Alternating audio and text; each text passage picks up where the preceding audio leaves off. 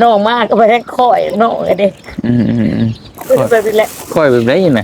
ค่อยน้องกันแหละน้องบ่เคยอยู่แบบนี้ไปแท้ตัวเองก็อีตัวน้องอีต้นน้องแห้งอะนะเอขึ้นไปมีช่องอคนหนึ่งขึ้นลำบากแท้นะ จะเฮ็ดอะไรไม่ได้จะอดทนไปแล้วโดเนาะยส่วนเขามีการแบบว่าตื่นเต้นแบบว่าตกใจแบบนี้นะเสียงดังแบบนี้อืสั่นมทางเฮามีเอ้ยฮักเอ้ยจุลี่เพิ่นอ่ฝากเงินมาไว้สมทบเพิ่นจะเพิ่นก็บ่มีหลายเพิ่นว่าเพิ่นฝากมาน่ะ10,000 บาทบ่หน่อยตื่มกันได้จะไว้หาซื้อที่ให้เจ้าได้กินกับข้าวเอาเชิงไว้เชิงก่อนก็ได้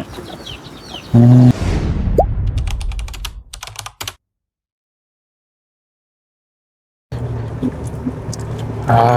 พี่น้องเอ้ยเนาะเอาพอดีมืดคำๆนั่นนึงตุ๊บตับตุ๊บตับตุ๊บตับมาแล้วพี่น้องเอ้ยติโตเนาะบ่เตียงก็เข้ามาพี่เด้อพี่น้องเอ้ยบาดนี้มาเยี่ยมยามตามข่าวเบิ่งทางใต้อาจเนาะสองพี่น้องเฮาอยู่เฮือนซี่เฮือนฮักพี่น้องเอ้ยไผเดี๋ยวนี้บ่เชียงเอ้าพี่น้องเอ้ย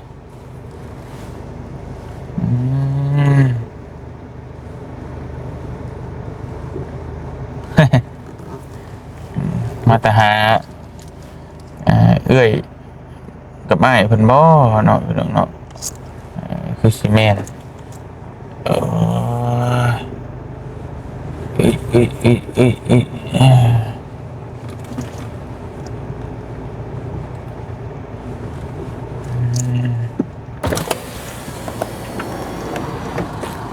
สวัสดีว่าเชียงมาใช่น่ะแล้วอยู่เพื่อนอยู่บ่เออเอาไปก็เราจักสั่งสีแล้วเนาะ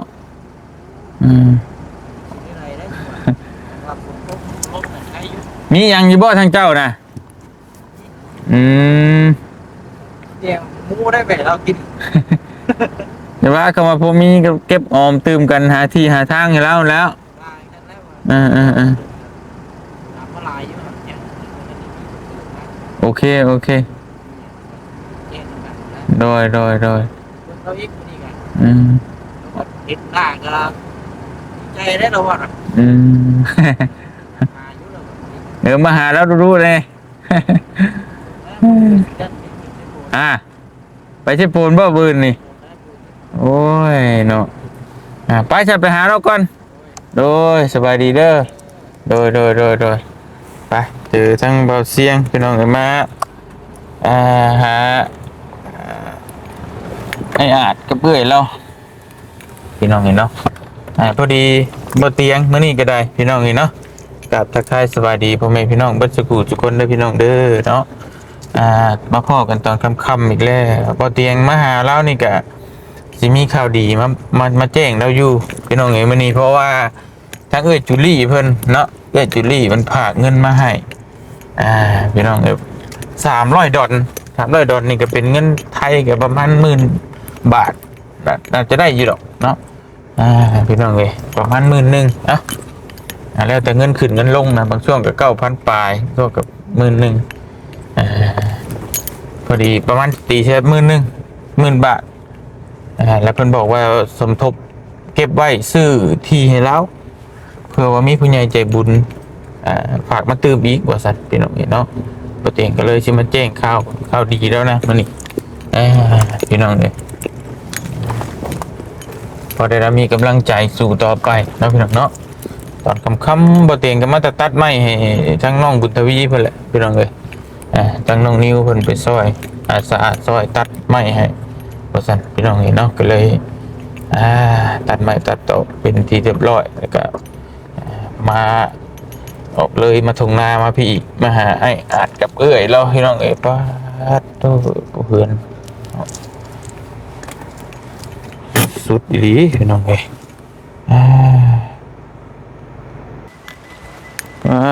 โตพี่น้องเนาะ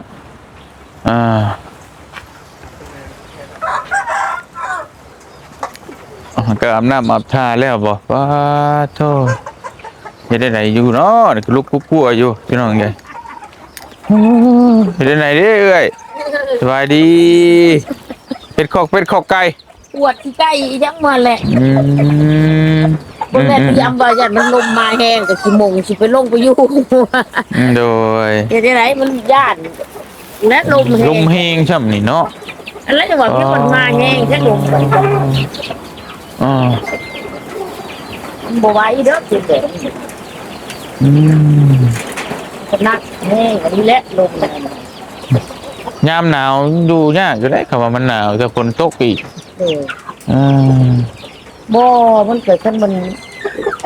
เกิดขึ้นหนึ่งก็สิเป็นอันไข้ อืม อันนี้มันก็จักสิว่าในเลยตอบบ่จริง มีแนวบังอยู่บ่เคยบ่เชียงซื้อผ้ามันกระตาดมาให้บ่อ่า เกียนเลยว่ามันลำบากแห้งเลยตอนชิมว่าแอบก็มีรู้แล้วเห็นแอบชั้นก็มีไว้ของ1 กว่า อืม แต่แอบชั้นต่ำเนี่ยก็คักอยู่ในใจนี่ อืม มันนักหนาแล้วนี่ อืม 10 กว่านี่มันบ่ไหวแล้ว อืม จะมีอีกแล้วนี่นัก เอ็มไปพี่เลยดูนี้สิ โดยนี่ก็ว่าสิแอบตัวนี้แล้วนี่แต่ก็เอาไม้มาแนบอีกตัวนี้ก็ อืม 10 กว่ามันจังไดก็อยู่ตารางมันสิดีมีชิดกว่าว่าเป็นแบบนี้มันนักหนาแห้งเลย ยำลงบ่ ฮะ ยำมันลงเลยติ บอกว่าเป็นหยังอันนี้หันยันมันปีนขึ้นที่เก่าสังกะ อื สี ม ค่ะแต่ว่ามืออื่นก็ว่าสิเอาไม้มาเสริมตัวนี้ซะมัดเสริมตัวนี้ใส่เลย มันปีนไม่ตัวนี้ยังคงสิบ่ทนแล้วคงสิไปแล้วตัวนี้ แล้วกะจีอันไม้มัดใส่ตื้ม อืมมันเฮ็ดเอารักมันดีๆนะครับตัวนี้ แล้วเอาไม้ใส่ตื้มอื่นมันก็สิดึงขึ้นมานี่ก็สิมัดไม้เอาสอดไม้เนี่ยให้เก่ามาเอาไปปล่อยไปเอาแล้อันนี้เพื่อชีวิตคนมีแห้งสิเตะแล้วมันสิเข่าหนาคนแห้งยากแล้วบัด เนาะ ทั้งแห้งยากทั้งฝนทั้งลมบัดนี้แห้งเอาเบิ้ง สวัสดีไอ้สวัสดีอ่า แกได้หลายหลายโอ้ยจะเหยียบจับเต็มเลย ใส่ใส่เสื้อมีซ่อนอีกบ่โดย จนนอกกับพวกนั้นคือการเช่นจังเหยียบได้ประสบการณ์แห่งญาติได้มัน กินข้าวกินน้ำได้มันนี่ ยังตอนเย็นยังบ่ได้ ยังโอ้นี่ได้เฮาซื้อนี่มาฝากนั่นก็ได้พี่น้องซื้อได้กินหลายอย่างอยู่มาฝากมันสักครู่ จน ทั้ง นอก ก้อย เขาบริประสบการณ์จะเสียเนาะมันมาเอื่อยยังวะเคยประสบการณ์อยู่แบบนี้มาแล้วกันแต่หากอันนั้นยุ่หักกันมาน้องมากก็ไปแค่ค่อยน้องไอ้เด็กไปเป็นแหละ ค่อยแบบไหนน่ะ ค่อยน้ำน้องแหละน้องบ่เคยอยู่แบบนี้ไปแค่ตัวเองอะ อีตัวน้อง อีตัวน้องแห้งอะนะ ขึ้นไปมีช่องคนหนึ่งขึ้นละปากแค่นะ จะยังเห็ดอะไร ก็ไปนะ มือนี้แห้งก็เต้มือนี้แห้งก็เต้กล้มแล้ววิ่งละวอนแห้งจิตใจกับบอลนี่กัน ว่ามันต่ำด้วยเนาะ แม่น เข้าใจอยู่ว่ามันต่ำใจแล้วพี่น้อง บัดนี้อยู่ทุ่งไร่ทุ่งนาแล้วบ่แล้วเนาะขึ้นมาเป็นมาแห้งกระแทกจังสีเศร้าใส่ไผอะนะอย่างน้อยขึ้นมาบ่มีไผก็อยู่ในบ้านก็ยังว่าผู้นั้นผู้นี้หาผู้นั้นผู้นี้อันนะแล่นไปชนเขายังไปชนใช้กงไม้กับพ่อกงไม้แล่นไปใช้หอด จะกิ มี น แต่แนวขมังทั้งนั้น มีแต่มันลมมาแห้งจักสิไปอยู่แบบไรจักสิเอิ้นหาภัยช่อยเนาะตัวว่า แม่น อ มัน ยู่ ข ทุ่ง มัง ป่า แห้งได้อยู่ทุ่งนานี่ เห็นใจอยู่พี่น้องคิดเห็นใจอยู่ ขมังแห้งอยู่ทุ่งนาขมังคักได้ เห็นอะไรว่าแหละจะอยู่ผู้เดียวยังไงพอชิดเล่นก็เล่นได้เนาะ โดย พอยังว่านี่บัดได้แล้วนี่แหละไปไวกับบ่ได้ต้องคอยไปพี่น้องเลยเนาะ โดย นี่ ความแค้นค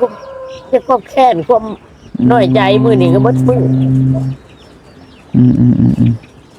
ไม่ได้จะอดทนไปแล้วโดเนาะ ย โดย บ่เป็นหยัง ทางอ้ายเพิ่น หลายคนก็ให้กำลังใจอยู่สู้ๆเด้อว่าซั่นพี่น้อง ถ้าเขาไปอ่านดูว่า เป็นอย่างไรกำลังใจกับขอบคุณเลยที่ทางเบาเที่ยงขอบคุณเบาเที่ยงนำ โด ตรงนี้ก็ทุกคนสายบุญ โด ทุกท่าน ย ที่ให้ความสนใจผู้ขา พวกเอฟซีทั้งฝั่งไทยฝั่งลาวต่างประเทศมีส่งกำลังแรงใจมาให้ขอบคุณหลายๆเด้อ สาธุขอบคุณ เจริญสาธุ พี่น้องนี่นะหลายคนก็ว่าบางคนก็ว่ารักษาก็เศร้าบางคนก็ว่าบ่เศร้านี่นะจักสิพังความใด เมื่อคืนนี่ค่ะอันพูดเว้าว่าเวลามันนอนก็บ่ได้สังเกตเนาะวันนี้พอดีอันลูก ก็ อัน ยาวมาถามเมื่อวานเวลานอนรับสั้นบ่อ้ายว่าซั่นลูกค้าก็ตอบเพิ่นบ่ได้ก็เลยว่าถามเอื้อยว่า วันนี้ก็เลยไปเอาไปใช้เยืองมึงมันเมื่อคืนนี่ ชันบ่น้ำน โอ้ อน นอนนิ่งกับปกติบ่ได้มีตีกไม่ยังเลยนอนคือคนปกตินี่แหละธรรมดาแบบเขาอยู่เฉยๆนี่บ่ได้สั่นยังก็คือว่าคือธรรมดามันสิกระตุกเสร็จมันเนาะอันนี้ก็สมออยู่บิตติลี เวลานอนเนี่ยบ่เป็นหยังเนาะ โดยวันนี้อันเบิกสิไปเอาไผเยืองมึงมันแล้วมันก็นอนปกติวันนี้มันก็บ่ได้ตุ้มผ้า ก็แปลกดีเนาะ มันก็นอนสะแคงเห็ดแบบนี้แล้วก็เยืองมึงมันก็นั่งเบิ่งเฮิงเติบเบิ่งบัดมันตีนคิงแบบว่าวันนี้เห็นมันตีนขามันผิดเลยก็คือว่า แต่ว่าตื่นมานี่ต้องชันบนมือบ่ วัดปืนเลยสาบ มือมันก็มีช่วงหยุด วะเล็กๆน้อยๆใช่บ่ โดย วายนิดหน่อยพอได้คนนี้มีแห้งว่าไง แล้วก็มาอีก แล้วก็มาอีก พี่น้องเลยโอ้ยเนาะทางไปมีคนโทรมาบ่ เอี่ย โอ้ยเนาะพี่น้องจะคิดอะไรหรือว่าเขาจะถามว่ายามร้อนกับยามหนาวเสมอกันเลยบ่หรือว่ามันต่างกันอยู่บ่ ยามพอนกันยามหนาวบ่ได้ค่อยสังเกตเด้อ แต่ว่าสั้นแบบนี้ตลอด แต่ว่าสั้นอยู่แต่ก็มีช่วงสั้นสักคอยสั้นแห้งแต่ก็มีเวลาหยุดสั้นแน่มันเป็น ช่วงใดที่ว่ามันสั่นแฮง ช่วงได้ที่ว่าสั้นแห้งช่วงเขามีการแบบว่าตื่นเต้นแบบว่าตกใจแบบนี้นะเสียงดังแบบนี้สั้นถ้าสมมติว่าเขาอยู่ที่ซื่อนี่เขาบ่สั้นนี่ถ้าเขาตกใจนี่สั้นบ่ได้มีเสียงดังเสียงคนเว้าแห้งตกใจนะว่าไงหรือว่าเขาตื่นเต้นแบบนี้นะก็สั้น เป็นนั่นเนาะพี่น้องเลยเวลาเราตื่นเต้นเวลานั่นเลยมันชันติ โดย ปกติมันสั่นทำหนึ่งเนาะออกมาตื่นเต้นแน่ยังแน่เวลา แห้งตื่นสิไป เวลาเกี่ยวกับใจเฮามันไปตกใจนั่นนี่นะเนาะเวลาสั่นแฮง โดย ดีใจแฮงกับสั่นแฮงบ่ ดีใจก็สั้น พี่น้องเลยบัดขอโทษน้ำขออะไรน้ำเวลามันสั่นไปที่เฮากินข้าวมันกินมันแบบได้มันสิสะดวกอยู่บ่สมมุติ มันก็ค่อยๆกินแล้วเอ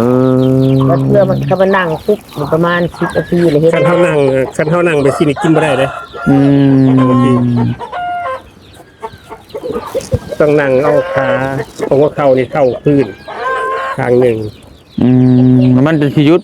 มันจะค่อยหยุด บ่มึงมันสั่นไปที่ตลอดมันสิกินยากลำบากอยู่นะ เดี๋ยวใหม่ค่อยเป็น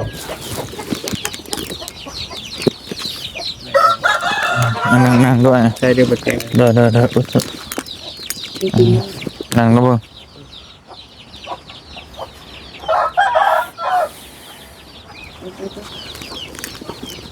คัน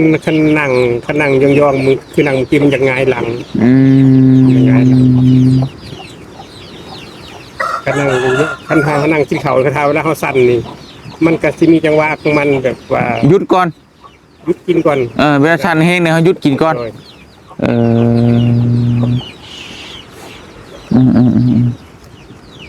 เวลานั้นมาแล้วก็เอามาอีกเนาะ โดย โอ้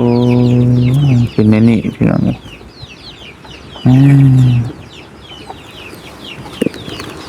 นาะมองดูกับสิไปไปเลยพี่น้อง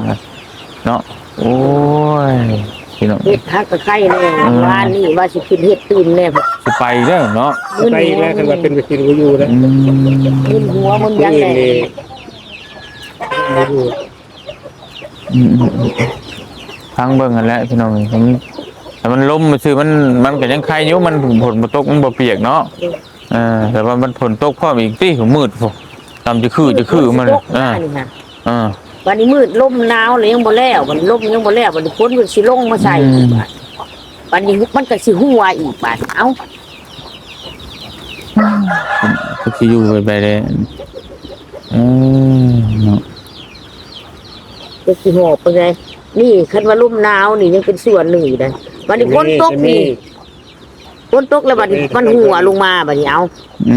บัดนี้เสื้อผ้าพอดห่มเปียกเบิดบัดนี้นอนหมอนมุ้งมือน่ะก็นอนน้ำนองกะเรื่อยก็นอนน้ำลงมาดังไฟคือพื้นเตียงนี่ก็นอน ใช่เพิ่นได้สิมีเด้อ ยังมันบ่ทันได้คุกยังก็บ่ทันบาดว่าสิเขามื้อหาวถึงขอหาซื้อถึงอย่างมาใส่เสื้อผ้าผ้าห่มมันยังไว้นะบัดเวลาฝนตกเวลาสินอนจะดึงออกมาอีกว่าก็ยังบ่ทันอีกมื้อนี่ก็กับวินหัวนี่นะมื้อนี้หาบ่ได้กินเทิงมื้อนี้บ่ได้เฮ็ดหยังก็อันเบาเอาอันนั้นมาแล้วก็มาทำกระเฮ็ดอันนี้เลยแล้วเอ้ยก็ไปมัดยางซุ่มนั่นแน่แล้วก็ไปมัดเสือกจองน้ำมื้อแน่ว่าสิผักมื้อนี้ก็ผักน้อยเดียวอย่าดื้อนะลูกอย่าดื้อเด้อ อย่าดื้อเด้อบอกได้เลยบอกไว้นะ อย่าดื้อไปแม่บึ๊บอีพี่ ไปออกไปจิมี่ มาพี่บ่แม่นเขากินเฮาได้ลูกบ่แม่นขนม อย่า เฮา ไปใกล้เพิ่น ไป เอาไว้ก่อนก็ได้ได้กินกับข้าวไว้เชิงก่อนก็ได้ จิมี่อย่าไปใกล้เพิ่น บ่เป็นหยังแล้วบ่เป็นหยังพี่น้องเลยเนาะคือน่ะในนี่เฮามามื้อนี้ก็สิมาถามมาคุยทั้งเอ้ยแหละเพราะว่าทางเฮามีเอ้ยฮักเอ้ยจุลี่เพิ่นฝากเงินมาไว้สมทบเพิ่นก็บ่มีหลายเพิ่นว่าเพิ่นฝากมาน่ะ10,000 บาทแล้วจะสมทบอยากเนื่องจากมีผู้ใหญ่ท่านอื่นอีกช่วยกันมาผู้เล็กผู้น้อยตื่มกันจะไว้หาซื้อที่ให้เจ้าแล้วบัดนี้ได้เฮาก็เลยอยากถามเจ้าว่ามันที่น้ำมูนี่นั่นราคาที่มันย่อมเยาเนี่ยมีบ่นั่นคือว่าอันนี้ราคาตัวนี้ก็เนาะได้ยินแต่กายที่ซื้นบาทนี่แหละมันมีอยู่หันไปที่ดินบวยจะบ่งนี่มองอันตัวเพิ่นจัดขายแต่ที่ดินมันดิใกล้กันกับอันนี้นี่นะเฮาแนมไปพูดมองอันนั่นน่ะมันช่วงปานนี้แหละนี่จากคุ้มช่องมาก็บ่ได้ไกลนะมันต่อซอยจากคุ้มช่องมาเลยบัดนี้แหละก็ไปถามว่าติงเอ้ยให้เอ้ยขอแบ่งกว่าลาว่าคันมีสัก 2-3 หมื่นนึงบ่ได้บ่ว่าเอ้ยเจ้าจะพาเว้าเรื่องเงินมันว่าแนวนี้คันเว้าแล้วเจ้าก็บ่มีมันว่าคันว่าได้นี่ก็ประมาณคันบ่ได้แท้ก็จักประมาณ 4-5 หมื่นแล้วบัดนี้ให้เจ้าได้ก่อนมันว่าซำใดก็ได้คันเฮาขาดราคาไว้เจ้าก็แฮงสิบ่มีคันว่าพื้นมาปันให้เอ้ยแล้วเฮาก็อยากได้เงินโลดเฮาก็บ่มีมันว่าคันว่ายังได้แท้ก็ประมาณ 4-5 หมื่นนี่ก็สิบ่ได้บ่ให้เอื้อยได้สะก่อนหรือว่ามีเท่าไรก็จังมาเว้ากันไหมมันว่าเดี๋ยวนี้นะและหากลังเทื่อก็สิไปเยาะมันอีกสะก่อนนะคันว่าสิไปถามมึงมันก่อนนะคันว่ากะว่าซำนี้ซำนั้นแล้วก็สิไปเยาะมันอีกก่อนแม่คันว่ามีหลายมีน้อยซำใดคันซำนั้นซำนี้นี่น้องสิเอานำเท่าใดทันทีก็ต่างขอต่างหยังก็สิไปลองเว้ามันเบิ่งก่อนนะอ๋อดินมันกว้างแต่บ่ดินเพิ่นก็สิประมาณซ้ำบ่อนขอบอันที่อ้อมหัวนี่หรือว่าสิน้อยกว่านี้นะอยู่ติดเมืองเลยบ่หรือว่านั่นได้ก็ติดนั่นแหละติดถึง2นี่แหละอยู่ในบ้านพุ่นเนาะอย่างน้อยก็พอได้ปลูกเขื่อนปลูกชานได้ก็โอเคอยู่เอานั้นหรือว่าน้อยกว่านี้ก็เอานะแต่ที่เมตตาว่าเจียงเอ้ยบ่ได้หาว่าเป็นเท่าใดดอกเป็นนั่นแม่นแต่แสนเป็นหยังดอกแม่นแต่ว่าก็แต่เฮาก็ว่าไงคือยังรวบรวมไปก่อนเฮาอยากฮู้แบบเงินเขาแบบราคาคร่าวๆหรือว่าเพิ่นบอกว่า30,000หรือ40,000หรือประมาณนี้สมมุติเฮาฮู้ว่า40,000เฮาก็สิได้รวมเงินจนมันพอพุ่นน่ะก็จังสิซื้อให้นะแต่พอบ่พอสิได้ตอนใดเฮาก็ยังบ่ฮู้แต่ว่าตอนนี้มีแล้ว10,000นึงนะก็สิรวมไว้ให้จนมันพอพุ่นน่ะก็อยากฮู้ว่าหม่องใดเพราะเพิ่นแบ่งแล้วก็อยากฮู้ราคาชัดเจนว่ามันเท่าใดเฮาสิได้รวบรวมเงินถูกนะประมาณนี้ก็มันก็มีอีกอันกับแบบว่าพี่น้องเคยฮู้จักอีหยังกันน่ะนะแบบว่าลังเทื่อก็ไปขอลังเทื่อคันว่ากะว่าลูกว่าแนวนี้หรือว่าน้องว่าแนวนี้แล้วก็มื้อลังเทื่อก็สิไปขอถามลองเบิ่งลองถามลองเบิ่งก็ได้ถามเยาะๆเบิ่งเยาะเบิ่งโดยก็ ก็สิบ่ได้มาเว้าให้พังอ่ะนะคันว่าราคาเป็นแสนหรือยังเฮาก็บ่ทันเผากล้า แม่นแม่นมัน แล้วก็ประมาณว่า40,000หรือว่า30,000หรือว่า แม่น แล้วแต่เขาสิว่าแม่น คันว่า50,000เบื่อยังเฮาก็เลยว่าคันว่าบ่นั่นก็คันว่าสมมุติได้แท้ก็เฮาสิขอลุดลงมาบ่ได้บ่จังซี่ก็สิมาเว้าให้กันให้น้องนุ่งพัง แม่นแม่นแม่น เอานั่นนี่เนาะ แม่นแต่ก็บอกขอเพิ่นว่าก็บอกว่าทั้งเอ้ยน่ะสิชื่อเองว่าจะขอบี้ขอเบงสินะ โดยคันว่าประมาณ เออ คันว่า30,000บ่ได้ก็หรือว่าลุดลงมาหรือว่าขึ้นก็สิขึ้นเท่าใดเฮาก็เว้าไว้ก่อนเนาะเพราะว่าให้มันฮู้หั่นนะ คือจังฮู้ราคาซื่อๆดอก แต่ว่าเงินก็ยังบ่ทันได้มีฮอดปานนั้นตอนนี้ก็มีอยู่มื้อนึงก็สิรวมกันนั่นคือมีผู้ใจบุญเพิ่นอยากช่วยกับผู้เด็กผู้น้อยตื่มกันนั่นคือมันได้หลายหมื่นมากก็จังเซาะหาเบิ่งหั่นนะก็เลยอยากฮู้คร่าวๆผู้เพิ่นที่ช่วยเพิ่นก็อยากฮู้ราคาชัดเจนนั่นคือมันพอเพิ่นช่วยได้ทำใดหรือจังใดไปสิฮะก็ได้จังฮู้นํเนาะ โอ้ยสะดุเลยล่ะ โดยอันนี้ก็เพิ่นผากมาไว้น้ำเฮาแล้วตอนนี้10,000 บาทก็ทั้งเอ้ยจุลี่เด้อเอ้ยจุลี่เอ้ยฮักเฮาแล้วผากขอมกขอบใจเพิ่นนี่เพิ่นเบิ่งอยู่ สาธุเด้อหล่ะเอ้ยนางเอ้ยให้เงินไหลกองทองไหลมาเจ้าเด้อลูกหล่ะเอ้ยอันใดก็ได้มาซอยเอื้อยซอยป้าซอยแม่ก็ได้ก็ว่าไปอ่ะเป็นบุญกุศลล่ะเอ้ยเงินคำที่มาซอยเอื้อยซอยอ้ายนี่ก็ไหลมากองบ่ให้ขาดซ้ายน้ำน้องน้ำลูกก็ได้หรือว่าในใดก็ได้เนาะ โด พบแต่เงินแต่คำพบแต่สิ่งดีๆให้เป็นบุญเป็นกุศลเบิดทั้งสองกรรมสองฝ่ายอยู่ดีมีแหงเงินไหลกองทองไหลมาโดยบ่ขาดซ้ายคือน้ำคือในเด้อบ่ทุกผู้ทุกคนเด้อล่ะเอ้ย โดยสา ซอยเอื้อยให้วิตทุกข์วิตยากมีบ่อนอยู่บ่อนเช้าเนาะ โดยพอก็อยากหาตัวพุ่นแล้วมันสำคัญเนาะ ไหลมา โดยเอ้ยเพิ่นก็บีเบงว่าซั่น ขอบใจเด้อยินดีขอบคุณหลาย เข้าใจลูกผู้นั้นก็ได้เบิดทุกผู้ น้อ ทุ ง กคน ให้มีที่อยู่อาศัย เฮ็ดได้แหละ โด ตั้งความ ย บุญดีล่ะเอ้ยลูกเอ้ยเฮ็ดได้ก็ตั้งว่าจังหวัดบุญวาสนานี่แหละถือมาบ่ โดยก็เอาพี่น้องเอ้ยก็เอาก็ร่วมไปคือเว้าแหละเนาะไอ้เด้อโดยสิพยายามหาทางซอยให้แล้วก็เฮาก็สิรวบรวมตื่มกันได้เท่าไหร่ก็จังสิมาแจ้งให้ก็เอ้ยเพิ่มตื่มเนาะ โดย ขอให้เตียงทุกเจริญทุกสิ่งทุกอย่าง โดย ที่ไปใต้ไปเหนือขอให้เดินทางปลอดภัย โดยสาธุ สาธุ โดยพี่น้องเอ้ยพอดีเฮาก็ยังคือว่าหั่นแหละเพราะว่าตอนนี้ก็ยังบ่อยากเฮ็ดหยังมันตัวนี้เนาะ ก็ยัง เพราะว่ายันเฮ็ดไปคักแน่มันก็ยันหุบหัวไปคือเก่าหั่นแหละ นั่นแหละก็ฮุบอีกวันสมมุติว่าขึ้นจังหนึงก็ขึ้นว่าเฮ็ดดีไปแล้ว นี่ ก็ ก็บ่เสียคนซื้อพระกระจาดไปให้ซีแม่ พอได้มุงเอ็มไว้ก่อนเนาะนี่ ขอ นะ ฝากชีทั้งเบาลีเดอร์ที่ว่าสิฝากยามาให้ขากินนะ โดย ขอขอบคุณหลายๆเด้อ โด เรื่องเด้อ สาธุ ปรารถนาที่ได้คอยได้ เบิ่งทั้งเอื้อยเบิ่งทั้งน้องเด้อล่ะเอ้ยทุกคนเด้อล่ะเอ้ย แล้วก็อ่านคอมเมนต์พร้อมได้พี่น้องเอ้ยแล้วครับอ่านเบิ่งคอมเมนต์เนาะ โดยอ่าง ดีแล้วพี่น้องเอ้ยแล้วก็สิได้ฮู้ว่าเพิ่นก็เป็นห่วงเป็นใย FC ก็ได้เพิ่นก็หาทางซอยอยู่แต่ละคู่แต่ละคนก็ขอมุกขอบใจเพิ่นสิคู่ทุกคน FC ที่ฮักแพงแล้วก็ทางเอ้ยจุลี่ฝากเงินมาไว้สมทบซื้อที่ให้ทางเอ้ยกับอ้ายเพิ่นเนาะเอ้ยชื่อว่าไหนๆก็เฮาลืมแล้วมัน นั่นเอื้อบ่คำ เอ้ยบ่คำเนาะเอ้ยบ่คำไอ้อาจเนาะ โดย ไอ้อาจกับเอ้ยบ่คำบ่เตรียมชื่อแต่อ้ายเพิ่นพี่น้องเอ้ยเนาะ อันนี้ก็เป็นน้องชาย โดยกับพี่น้องเอยแต่ทั้งบ่เตียงกับขอบอกขอบใจทั้งเอ้ยจุลี่ที่ได้สมทบเงินใบ10,000ใบซอยรวมซื้อที่เนาะให้ทั้งเอ้ย จะทำเงินไหล กับอ้ายเพิ่น ไหลมาเด้อ คนโทรมาแหละพี่น้องเอ้ยเนาะขอบอกขอบใจให้เอ้ยและครอบครัวจงอยู่ดีมีแฮงเนาะความเจ็บเป็นสุดได้ความไข่อยู่สุมีปรารถนาสิ่งใดขอให้ได้สมความมุ่งมั่นปรารถนาทุกสิ่งทุกประการเนาะ นอนรับก็ขอให้เอ้ยได้เงินหมื่นนอนตื่นก็ขอให้เอ้ยได้เงินแสนแบนมึงมาขอให้เอ้ยได้แก้วมณีโชตโทษให้อย่าให้มาพานมานให้อย่าให้มาเบียดแหลกขี้เดียดจังไรอย่าให้มีมาใกล้บัวเสธุรกิจการงานใดๆก็ขอให้เอ้ยกับครอบครัวเจริญรุ่งเรืองในหน้าที่การงานพร้อมครอบครัวสาธุรวมถึง FC ทุกคู่ทุกคนที่ให้กำลังใจบ่เตียงโดยตลอดมาก็มุกขอบใจหลายๆเนาะสาธุเด้อ พี่น้องให้มาซะ โดยไปฉันเฮากลับก่อนพักผ่อนใช้เด้อบันคำแล้วบัดนี้เด้อ อยู่ดีมีแฮงโดย ย ทาง เศร้าไว ไป ๆแต่มีในใดคุเพิ่มเติมเฮาก็สิมาแจ้งตื่มเด้อ โดย พี่น้องเอ้ยในใดก็พักผ่อนซะค่ำมืดแล้วบัดนี้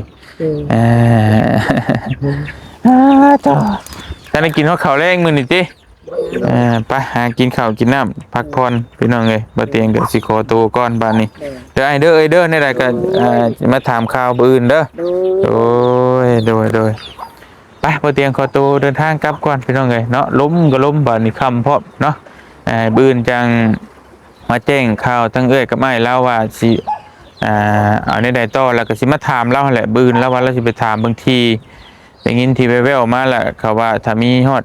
40,000หรือ50,000ก็อาจจะบี้แบ่งให้แต่ว่าตอนนี้เฮามีอยู่10,000นึงก็สิรวบรวมจนกว่ามันสิพอพุ่นแหละเนาะเฮาก็รวมไว้นี่บ่ฮู้ว่าสิดนสิง่ายปานใดก็เก็บไว้นำบ่เตียงนี่แหละพี่น้องเนาะถ้ามันมีมันพอก็จังสิไปซื้อให้เอ้ยกับอ้ายเพิ่นแล้วก็จังสิว่ากันเนาะเรื่องเฮ็ดเรื่องสร้างเพราะว่ามีที่ทางเป็นของเจ้าของมันแน่นอนจังเฮ็ดให้เราแต่ว่าจะเฮ็ดหยังตอนนี้มันก็คือเก่าแหละเพิ่นก็ยังสิไล่หนีคือเก่าพี่น้องเนาะไปสำหรับคลิปนี้บ่เตียงขอตัวจบคลิปไปเพียงเท่านี้ก่อนอยู่ดีมีแฮงบ่สุขทุกคนบัดนี้สบายดีเด้อพี่น้องเด้อไปบ๊ายบาย